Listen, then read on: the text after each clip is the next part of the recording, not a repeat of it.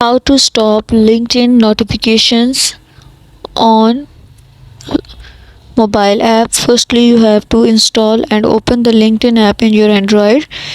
Now click on the me icon that is present at the top, that is profile.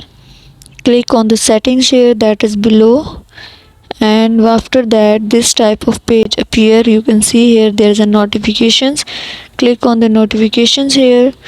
Before this, just make sure watch the complete video and follow each step carefully to avoid forgetting anything and making mistakes.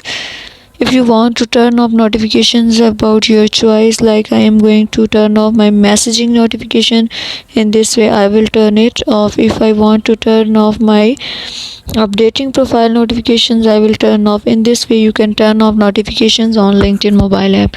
This whole procedure is for Android as well as your phone iPhone.